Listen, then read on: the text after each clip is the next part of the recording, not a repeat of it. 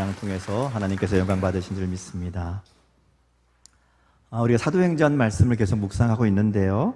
특별히 요즘 우리가 읽고 있는 말씀은 예루살렘 초대교회가 어떻게 세워졌는지에 대한 이야기들을 기록하고 있습니다. 그리고 그 교회가 어떻게 부흥되어 갔는가 하는 이야기들이 이제 요즘 우리가 주로 묵상하는 내용인데요.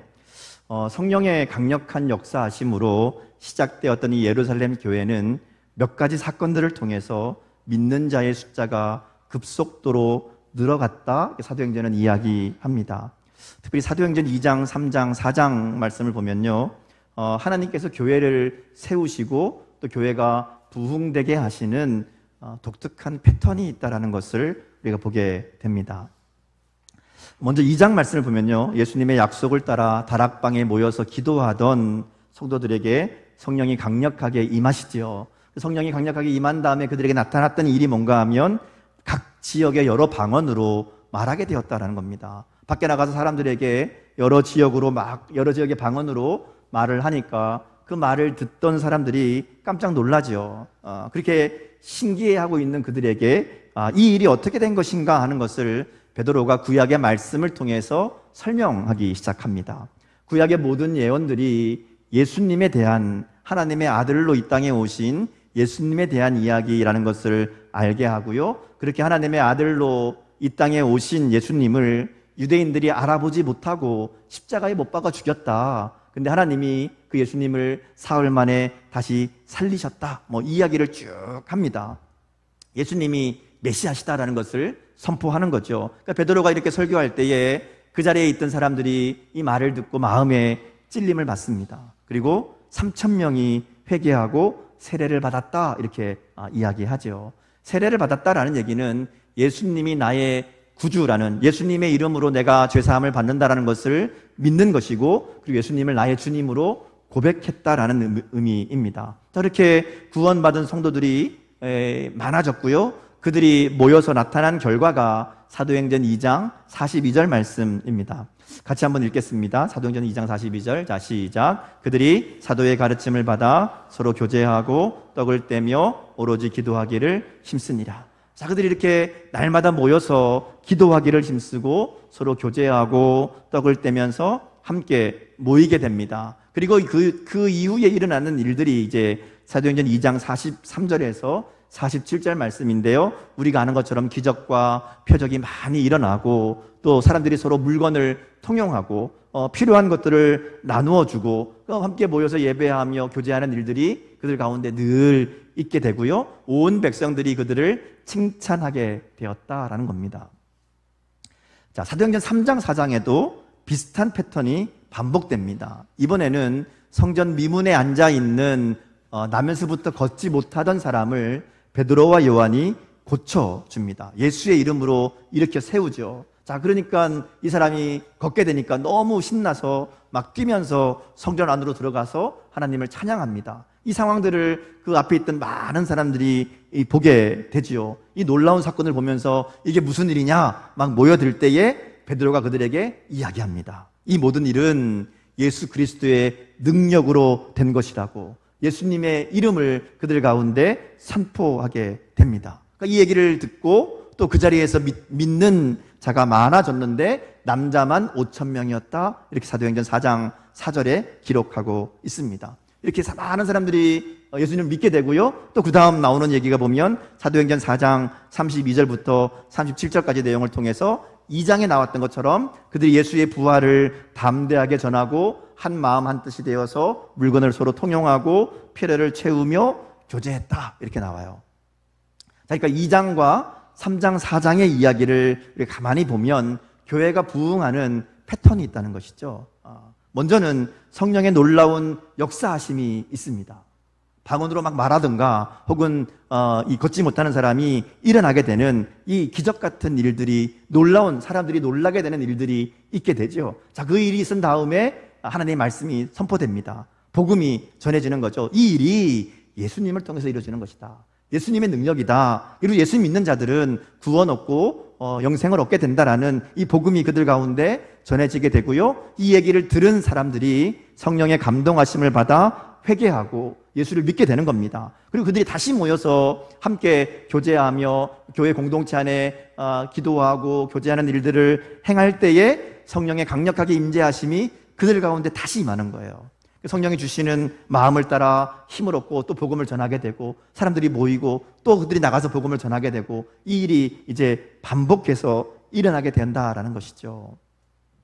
오늘 우리의 삶과 교회에도 이와 같은 역사가 일어나기를 주님 이름으로 축복합니다. 성령의 충만하심으로 우리를 통해 하나님의 일하심이 나타나게 되고요, 사람들이 우리를 통해서 하나님의 일하심을 보게 되고 그 일을 통해 복음을 전하게 되고 성령의 감동하심을 따라 그들이 하나님을 믿고 구원받는 역사가 일어나기를 소망합니다. 하나님께서 우리를 통해 역사하여 주옵소서. 우리가 한 마음으로 기도할 때 우리 가운데도 그와 같은 일들이 일어나게 될 줄 믿습니다. 자, 그런데 오늘 본문은 이런 상황 가운데 있었던 문제의 상황을 기록하고 있습니다.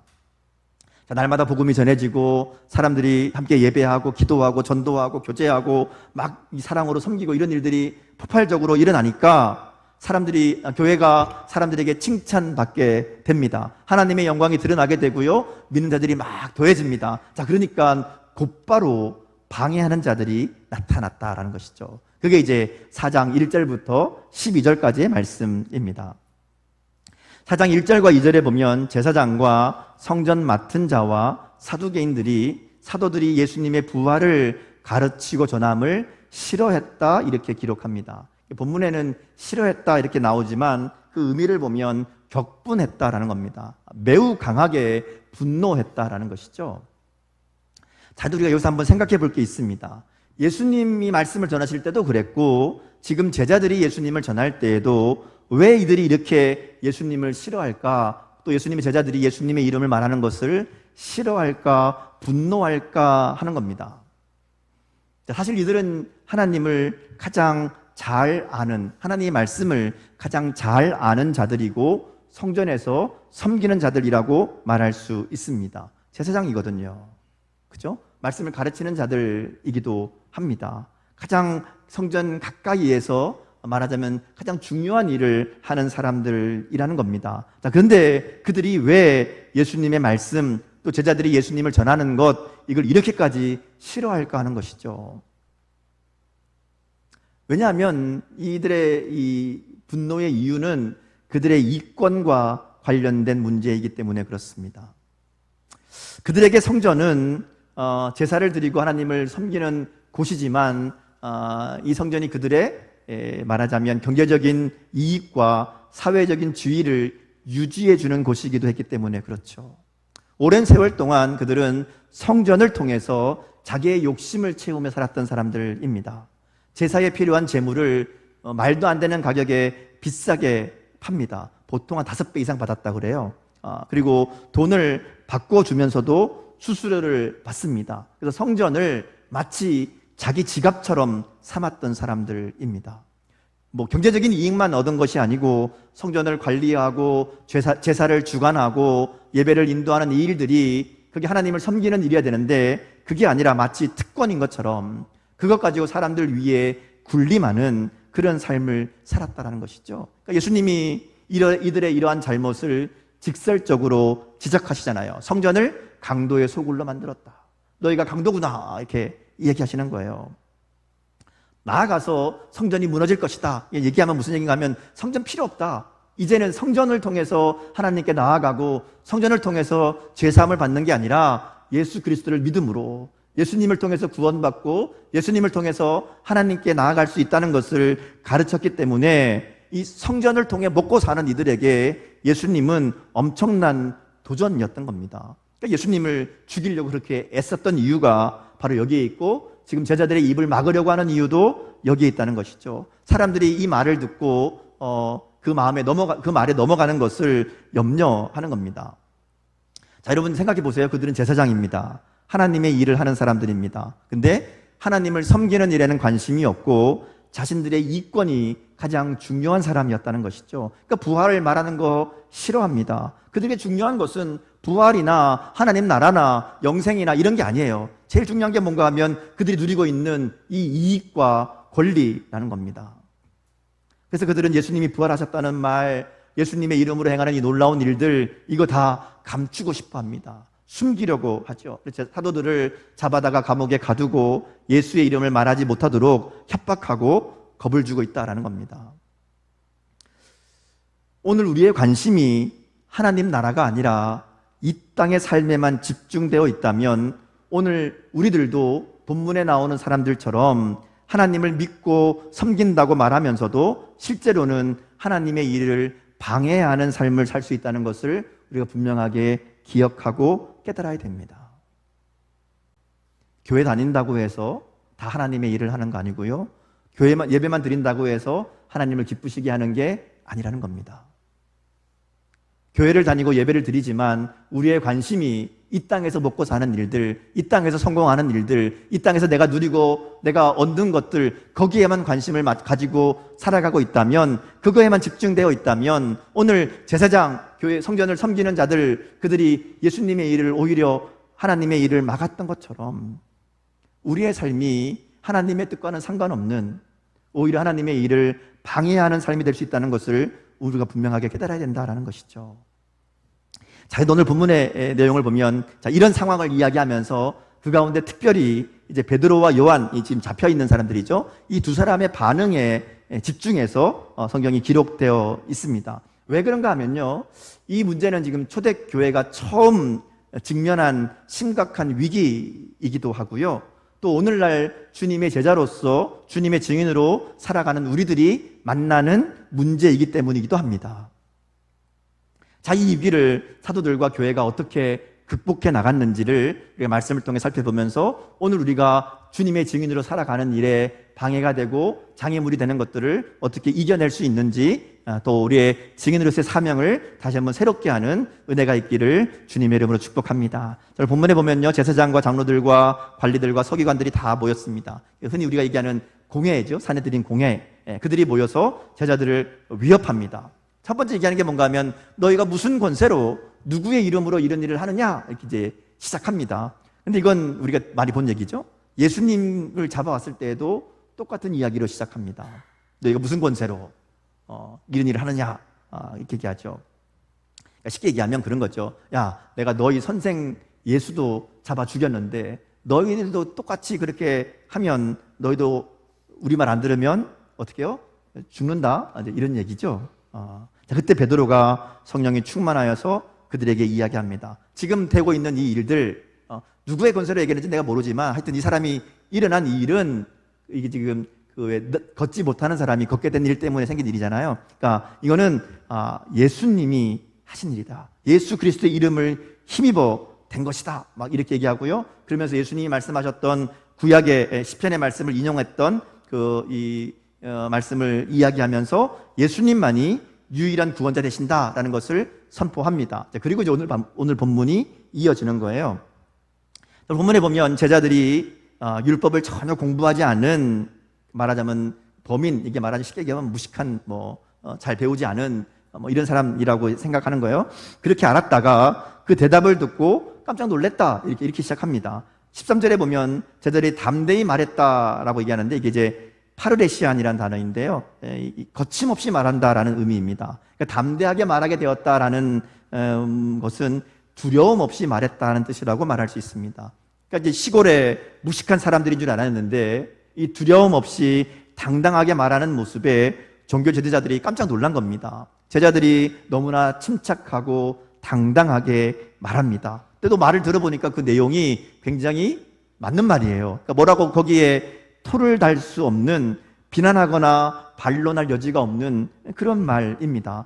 더 심각한 문제는 이 제자들의 말대로 예수 이름으로 일어난 그 사람이 그 옆에 있는 거예요. 그러니까 여기다 대고 아무 얘기도 못하는 거죠. 그래서 이리저리 고민하다가 결국 예수 이름을 더 이상 말하지 말아라, 이렇게 이제 경고한 다음에 풀어주게 되었다라는 겁니다. 자, 이 상황에서 우리가 관심 가지고 보아야 될 것은 이 제자들의 변화입니다. 사도행전은 성령의 충만한 임재를 경험하고 달라진 제자들의 모습을 계속해서 보여주고 있습니다. 복음서에 나왔던 제자들, 예수님의 부활을 처음 만났던 그 제자들의 모습과 성령의 임재를 경험하고 성령의 충만함을 받은 사람들의 모습이 너무 달라져 있다는 것이죠. 이 달라진 모습에 사도행전이 초점을 맞추고 이야기를 합니다. 자, 그러면서 그들에게서 나타나는 가장 결정적인 변화가 뭔가 하면 담대하게 말하게 되었다는 겁니다. 성령의 임재와 능력을 체험한 사람들에게 나타나는 가장 분명한 변화는 말하는 것이 달라진다는 겁니다. 이 말하는 것은 이 입으로 말하는 이 말, 언어만 얘기하는 게 아니고요. 보여지는 것, 전하는 것, 나타내는 것이 달라진다라는 겁니다. 물론 방언을 말하기도 하고 병 고치는 능력이 나타나기도 합니다. 근데 성경이 강조하는 그리고 반복해서 보여주는 가장 큰 변화는 뭔가 하면 그들의 말이 달라졌다는 거예요. 그들이 전하는 이 자세가 달라졌다는 겁니다. 담대하게 말하게 되었다, 이렇게 얘기하는 것이죠. 자, 그럼 어떻게 베드로와 요한은 이렇게 담대하게 말할 수 있게 되었을까? 물론 성령이 그들 가운데 역사하시고 말하게 하셨기 때문입니다. 예수님께서는 이러한 상황을 미리 제자들에게 말씀해 주신 내용이 있어요. 그게 누가복음 12장 11절에서 12절 말씀인데요.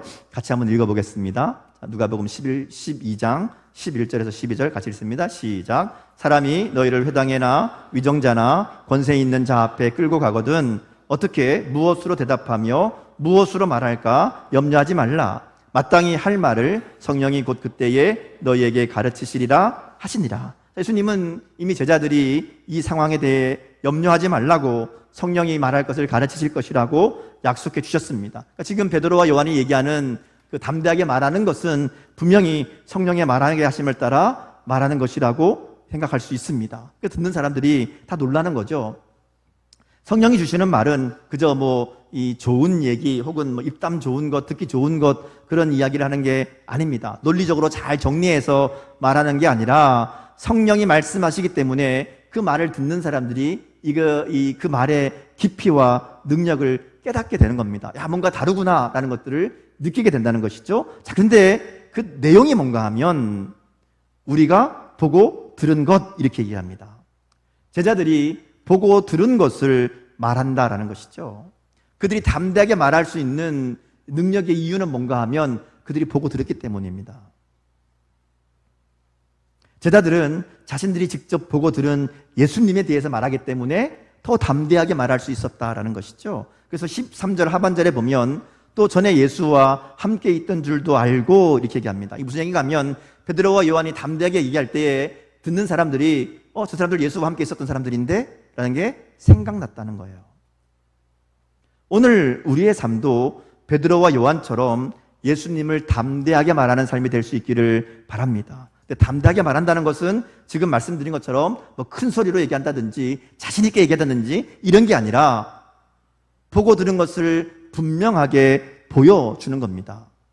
오늘 제자들이 이야기할 때에 그 분명한 증거 때문에 아무런 반박을 할 수 없었던 것처럼 분명한 증거를 보여주는 그런 말이어야 된다는 겁니다. 제자들처럼 그들의 말을 통해 예수님이 생각나게 하는 그런 말이어야 된다는 것이죠. 그래서 예수님을 분명하게 만나고 예수님의 말씀을 분명하게 들을 때에야 가능합니다. 직접 보고 경험한 것을 말할 때에 가장 힘이 있잖아요. 담대하게 말하려면 예수님과의 분명한 만남과 지속적인 교제가 우리 가운데 있어야 된다는 것이죠. 사실 예수님을 분명하게 만나고 경험하면 예수님의 은혜를 경험한 사람이 사실 말이 필요 없어요. 누가 봐도 은혜 받고 사랑받으며 산다는 것이 분명하게 보인다라는 것이죠. 그래서 흔히 얘기할 때 전도는 말로 하는 게 아니라 삶으로 한다고 얘기하잖아요. 이건 삶에서 예수 믿는 것이 어떤 것인가를 보인다라는 겁니다. 물론 말 안 해도 된다라는 얘기가 아니죠. 분명히 우리는 때를 얻든지 못 얻든지 부지런히 예수님에 대해서 말해야 됩니다. 전해야 됩니다. 근데 더 중요한 것은 말로 전하는 것보다 삶으로 보여주는 게 있어야 된다라는 것이죠. 오늘 제자들이 말하지 않을 수 없다라는 것은 단순히 입으로 말하는 것을 얘기하는 것만이 아닙니다. 가만히 있을 수 없다는 거예요. 내 안에 계신 예수님, 내가 만난 예수님을 말하든지 보여주든지 전하든지 하지 않을 수 없다는 겁니다. 우리가 정말 진실하게 예수님을 마음에 모시고 주님과 교제하고 그리고 우리가 주님 말씀에 순종하는 삶을 살아가면 굳이 우리가 예수 믿는다고 예수 믿으라고 말하지 않아도 다 알게 되고 보게 된다는 것이죠. 여러분 전도하라 그러면 사람들이 억지로 전도합니다. 교회 가자, 뭐 이웃에게 가서 친구에게 가서 이야기합니다. 근데 아무도 안 들어줘요. 아무도 교회 가자는데 안 따라와요. 왜 그럴까요? 그 사람 보니까 교회 다니는 게 별로 좋아 보이지 않거든요. 맨날 불평하고 원망하고 뒷담 하나 하고 그러면 아무리 교회 가자 얘기해도 따라올 마음이 생기지 않습니다. 하나도 매력적이지 않는데 교회 다니는 게 예수 믿는 게 하나도 멋지거나 좋아 보이지 않는데 누가 따라 나서겠습니까? 전도하려면 예수 믿는 삶이 얼마나 행복한 삶인지, 얼마나 즐겁고 얼마나 능력 있는지, 얼마나 감사한지 보는 사람이 느끼게 해야 된다는 것이죠. 그게 진짜 전도이고요, 그게 담대하게 말하는 겁니다. 교회 안에서도 마찬가지예요. 신앙생활 열심히 한다고 말할 필요가 없습니다. 가끔 보면 어떤 분들 은근히 자랑하시는 분들이 있어요. 내가 성경을 몇 번 읽었고 뭐 몇 시간 읽고 몇 장 읽고 교회 뭐 기도를 몇 시간 하고 뭐 이런 얘기, 물론 잘하고 있다고 인정받고 싶은 마음일 수도 있고 또 잘하라고 권면하는 마음일 수도 있습니다. 근데 여러분, 그 말이 필요 없는 거잖아요. 내가 정말 하나님과 교제하고 동행하면 그 하나님의 능력이 그 삶을 통해서 저절로 늘어나기 때문에 말하지 않아도 모두가 보게 되고 누구든지 야 나도 저렇게 신앙생활하고 싶다 배우게 되는 겁니다. 오늘 우리의 삶에 주님과 진실한 교제가 있고 그래서 주님을 닮아가는 삶으로 담대하게 주님을 전하는 그런 우리의 삶이 될 수 있기를 주님의 이름으로 축복합니다. 그러기 위해 우리가 주님과 함께하는 시간, 말씀과 기도로 주님을 보고 듣고 경험하는 시간들이 우리 가운데 분명하게 있어야 되고요, 그리고 그것을 담대한 주님의 증인으로 성령의 도우심을 따라 전하며 보이며 살아가는 그런 저 여러분 될 수 있기를 주님의 이름으로 축복합니다. 자, 또 한 가지 제자들이 이렇게 담대하게 말할 수 있었던 이유는요, 그들이 하나님 앞에서 살아가는 존재라는 것을 분명하게 알았기 때문에 그렇습니다. 오늘 본문 18절, 19절 말씀 같이 한번 보겠습니다. 같이 읽습니다. 시작. 그들을 불러 경고하여 도무지 예수의 이름으로 말하지도 말고 가르치지도 말라 하니 베드로와 요한이 대답하여 이르되 하나님 앞에서 너희의 말을 듣는 것이 하나님의 말씀을 듣는 것보다 옳은가 판단하라. 자, 공회가 위협하죠. 야, 니네 말하지 마 이렇게 얘기하지만 베드로가 뭐라고 얘기하면, 야,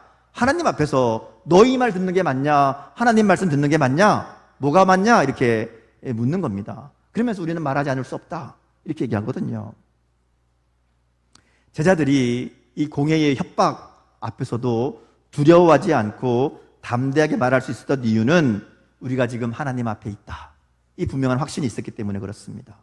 하나님 앞에서 무엇이 옳은가 이거 먼저 생각하는 마음이 있었기 때문이라는 것이죠. 지금 공회원 앞에 있지만 그들은 그보다 크고 위대하신 하나님 앞에 있음을 먼저 생각한 겁니다. 그래서 사람의 말보다 하나님 말을 듣는 게 옳은 거 아니냐, 그렇게 이야기하는 것이죠. 사람의 말보다 하나님의 말씀을 들어야 한다, 이 결단은 하나님 믿는 우리들이 이 세상을 살면서 반드시 가지고 있어야 될 중요한 원칙입니다. 근데 많은 사람들이 하나님 말씀보다 사람의 말을 더 들으려고 듣고 살아갈 때가 많이 있다는 것이죠. 하나님 말씀대로 살면 손해 볼 것 같습니다. 사람들의 말을 들어야, 사람들이 하자는 대로 해야, 그들이 하는 것처럼 해야 안전하고 유리한 것처럼 보인다라는 것이죠. 직장에서 일을 할 때, 사업을 할 때, 아이들을 교육할 때, 교회 일을 할 때도 하나님의 말씀이 아니라 세상 사람들이 생각하는, 말하는 뭐가 더 유리한지, 어떤 게 더 경제적으로 이익이 되는지 이거 먼저 생각하려고 한다라는 것이죠. 근데 여러분, 우리가 분명하게 기억해야 됩니다. 우리는 세상의 원리, 세상의 논리가 아니라 하나님의 말씀대로 살아가는 사람들이라는 것이죠. 왜냐하면 우리는 하나님 앞에 살고 있는 사람들이기 때문에 이것을 잃어버리지 않아야 우리가 담대하게 살아갈 수 있습니다. 하나님 앞에서 살아간다는 것을 잃어버리면 세상의 것들의 마음을 빼앗길 수밖에 없어요. 근데 하나님이 우리 앞에 계시다, 나는 지금 하나님 앞에 살고 있다, 이거 믿을 때 사람이 아니라 하나님 앞에 하나님 보시기에 옳은 대로 살아갈 수 있다라는 것이죠. 그러니까 베드로와 요한은 지금 하나님 앞에서 살아가고 있다고 확신하고 있기 때문에 그들이 담대할 수 있는 겁니다. 내가 지금 사람의 말이 아니라 하나님의 말씀을 따르기 때문에 그 무엇도 두렵지 않는 담대함으로 말할 수 있었다라는 것이죠. 예수 믿고 구원받은 우리들은 세상에서 담대하게 예수님을 말하며 살아가는 사람들입니다. 이게 우리가 구원받은 증거이고요, 우리 안에 성령께서 함께 하신다는 증거입니다. 오늘 나의 삶을 통해, 나의 말을 통해 예수님이 담대하게 말해지지 않고 있다면 우리의 신앙에 문제가 있는 거예요. 그렇다고 해서 지금 밖에 나가서 예수천당 불신지옥 외쳐라 이런 얘기가 절대로 아닙니다. 구원받은 하나님의 자녀가 되었다는 것이 우리의 말과 삶을 통해 분명하게 드러나야 된다라는 겁니다. 그리고 우리가 하나님 앞에 있음을 믿기 때문에 하나님 말씀대로 행하는 담대함이 우리 가운데 있어야 된다는 것이죠. 자, 그러기 위해서 우리가 성령의 도우심을 구해야 됩니다. 오늘 우리가 시간 관계상 읽지는 않았지만 23절부터 보면 이렇게 훈련한 제자들이 교회의 성도들을 다시 만나고 지금 이 상황에 대해서 우리 교회 종교 지도자들이 우리를 말하지 못하게 한다 이 상황을 이제 같이 나눕니다. 그리고 그들이 뭐 하는가 하면 한 마음으로 기도합니다. 함께 모여서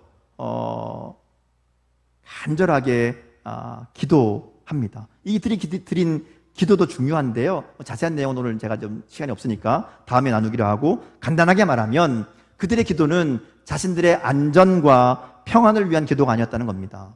지금 그들에게 가장 필요한 게 뭔가 하면 안전과 평안입니다. 이 사람들의 핍박, 교회 이 종교 지도자들이 이제 막 잡아 가두고 우리 뒤에 보면 이제 막 때리고 나중에 죽이기까지 하잖아요. 이런 일들이 있는데 여기에서 우리를 지켜주십시오, 이게 제일 중요하잖아요. 근데 그거 안 해요. 이들의 기도는 뭔가 하면 하나님 말씀이 전해지게 해주십시오, 복음이 전파되게 해주십시오, 그 일이 더 많이 더 크게 일어나도록 하나님 역사해 주십시오, 이렇게 기도하는 겁니다. 위협과 고난 속에서도 자신들이 담대하게 하나님의 말씀을 전하게 해달라는 것이었고, 예수의 이름으로 능력이 나타나게 해달라는 그 기도였습니다. 자신들을 위협하는 문제 때문에 기도하는 것이 아니라 복음이 더 강해지도록, 더 강하게 전해지도록 그렇게 기도한 겁니다. 그렇게 기도할 때에 그들 가운데 성령이 강력하게 역사합니다. 31절 말씀을 한번 같이 읽겠습니다. 자, 같이 읽습니다. 시작. 빌기를 다음에 모인 곳이 진동하더니 무리가 다 성령에 충만하여 담대히 하나님의 말씀을 전하니라. 그런데 다시 한번 성령의 충만함이 역사가 일어납니다. 그리고 그들이 뭐 한다고요? 하나님의 말씀을 담대하게 전하게 되었다. 하나님 나라를 위해 복음 전하는 이 사명을 위해 기도할 때에 성령이 충만하게 되어서 다시 그들이 담대하게 하나님의 말씀을 전하게 되었다라는 겁니다. 말씀을 정리합니다. 오늘 우리에게 예수 믿는 분명한 증거가 있어야 됩니다. 감출 수 없는, 숨길 수 없는 분명한 증거가 있어야 된다는 것이죠. 예루살렘 교회에는 이 분명한 증거가 있었잖아요. 성령으로 변화된 사람들, 고침받은 사람들, 사랑으로 나누는 사람들, 그들이 있었습니다. 그들이 말뿐 아니라 이렇게 분명한 증거를 가지고 있었기 때문에 그들의 말이 힘이 있고 능력이 있어서 많은 사람들을 감동시키고 그들을 주님 앞으로 이끌어낼 수, 인도할 수 있었다라는 것이죠. 오늘 우리의 삶에도 이와 같은 증거가 있어야 됩니다. 우리 삶의 가장 강력한 증거가 뭘까요? 우리의 변화된 삶입니다. 사람들이 우리의 변화된 삶을 보고 놀래야 됩니다. 사도들이 방언을 말하는 걸 보고 사람들이 놀랬잖아요. 그래서 말씀을 듣잖아요. 걷지 못하는 자가 일어난 것을 보고 놀랬잖아요. 그래서 사람들이 왜 그런가? 그 말씀을 듣게 되었고 그 가운데 성령의 역사가 일어나고 그들이 구원받죠. 오늘 우리가 보여줘야 될 놀라운 것 뭔가 하면 변화된 나입니다. 달라진 나. 변화된 남편으로, 변화된 아내로, 변화된 자녀로, 변화된 직장인으로, 변화된 이웃으로 우리가 보여줘야 된다는 것이죠. 그게 증거입니다. 여러분, 사람들 그런 얘기 하잖아요. 사람은 안 변해. 네, 예수 믿으면 변합니다. 성령 충만을 받으면 변합니다. 그게 증거가 되는 거예요. 예수 믿는다고 완전한 사람, 아주 훌륭한 사람 되는 거 아니잖아요. 그러나 변화된 사람은 될 수 있습니다. 성령께서 우리 가운데 역사하시면 우리의 삶의 목적과 방향이 달라지게 되고요. 삶의 방식과 태도가 달라지는 겁니다. 말이 달라지고 사람을 대하는 태도가 달라지는 겁니다. 무엇보다 성령의 열매, 예수님을 닮은 성품과 인격으로 변화된다는 것이죠. 성령이 이것을 우리 가운데 행하신다고 분명하게 약속합니다. 그러기에 우리가 그 일을 위해 기도하며, 그리고 날마다 말씀과 기도로 주님과 교제하고 주님을 더욱 닮아가기를 애쓰고 성령의 도우심을 구하고 하나님 앞에서 살아가는 인생임을 고백하며 살아갈 때 우리의 삶에 그와 같은 변화가 일어나게 될 줄 믿습니다. 그리고 우리의 모습을 보고 초대교회 성도들이 모여들었던 것처럼 우리의 모습을 보면서 하나님의 살아계심을 보게 되고 우리의 삶을 부러워하게 되고 우리처럼 살고 싶어하는 그런 역사가 일어나게 될 줄 믿습니다. 오늘 저와 여러분의 삶이 성령의 충만함으로 이렇게 담대하게 말씀을 전하며 생명을 살리는 인생, 날마다 하나님과 함께함으로 참된 복을 누리는 그런 삶을 살아가는 저와 여러분 될 수 있기를 주님의 이름으로 축복합니다. 기도하겠습니다.